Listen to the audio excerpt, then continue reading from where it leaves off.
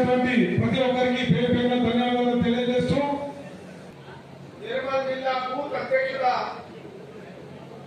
సమావేశానికి చేసిన సమావేశ అధ్యక్షత వహించిన జిల్లా పార్టీ అధ్యక్షులు శ్రీ యాదవ్ గారు, ముఖ్య అతిథులకు వచ్చేసిన మన జిల్లా ఇన్ఛార్జ్ మంత్రి సీతక్క గారు, మీరు ఎంపీటీసీలు నిలబడేది మీరు, జెడ్పీటీసీలు మీరు, మరి ఇవన్నీ కూడా గెలవాలంటే ఈ ఓటింగ్ అనేది ఈసారి ఖచ్చితంగా కాంగ్రెస్ పడితే నెక్స్ట్ జరిగే ఎన్నికలలో కూడా ఆ ఓట్లు మీకు పడతాయి.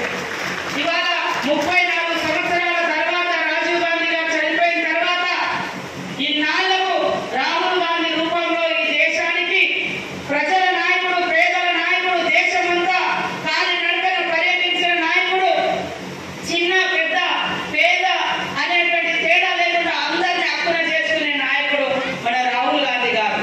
త్యాగాలకు మరి వాళ్ళ కుటుంబం కేర్ ఆఫ్ అడ్రస్ గా ఉంది. మరి వాళ్ళు 34 సంవత్సరాల నుంచి ఏ పదవులలో లేకున్నా ఈ దేశం బాగుండాలని, వాళ్ళకు సొంత ఇల్లు లేకున్నా ఈ దేశంలో ఉన్నటువంటి కోట్లాది మందికి ఇల్లు ఇవ్వాలని, అట్లాంటి అనేక సంక్షేమ పథకాలు తీసుకొచ్చినటువంటి కుటుంబం ఇందిరమ్మ కుటుంబం. మోడీ మాట్లాడితే కుటుంబ పార్టీ అంటే మోడీ గారు వేసుకునేటువంటి సూటు బూటు చూడండి. నేను ఛాయ్ వాళ్ళ అని చెప్పి వచ్చిండు. మరి ఒక్క రోజైనా ఛాయ్ వాళ్ళు వేసుకునేటువంటి వాళ్ళ బతుకును వాళ్ళ పోయి చూసిదా నేను అడుగుతున్నా. ఛాయ్ వాళ్ళు అమ్ముకుని ఏదైతే రైల్వే స్టేషన్ నేను ఛాయ్ అమ్మిన అని చెప్పిండో ఇలా రైల్వేలను ప్రైవేటైజేషన్ చేసిండు, విమానయానాలు ప్రైవేటైజేషన్ చేసిండు, బొగ్గులు ప్రైవేటైజేషన్ చేసిండు. మరి అదేవిధంగా ప్రతి సిమెంట్ ఫ్యాక్టరీ ప్రైవేటైజేషన్ అయిపోయింది. లాస్ట్ కు మన ఆదిలాబాద్ జిల్లాలో అత్యధికంగా ఆర్మీలలో కూడా పోయి పనిచేస్తాం. ఆర్మీ ఉద్యోగుల జీతం అంటే ఉద్యోగ కాలం ఎంత, అగ్నిపథ్ అనే పథకాలు తీసుకొచ్చి దాన్ని కూడా ప్రైవేట్ వాళ్ళ చేతిలో పెట్టే కుట్రలు.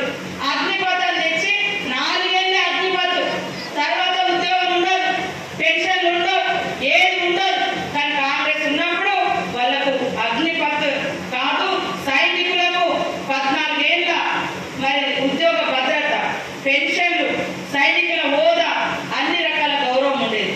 ఇవాళ సైనిక శిక్షణను కూడా ప్రైవేటైజేషన్ చేసి మరి మీకు తెలుసు ఫస్ట్ ఏమో ఛాయవాలని వచ్చింది, తర్వాత ఏమో పుల్వామాలో దాడైతే సైనికులు చనిపోయారు కాబట్టి వాళ్ళ పేరు మీద పెట్టి ఇప్పుడు అసలు ఆ సైన్యాన్ని ప్రైవేట్ వ్యక్తులకు ఇచ్చి 4 ఏళ్ళకే చేసి ఎడుకోవాలి. పడేనా 4 ఏళ్ళ ఉద్యోగం అంటే అది అవుట్ సోర్స్ ఉద్యోగమే కదా. ఒక సైనికుడు అంటే ఎంతో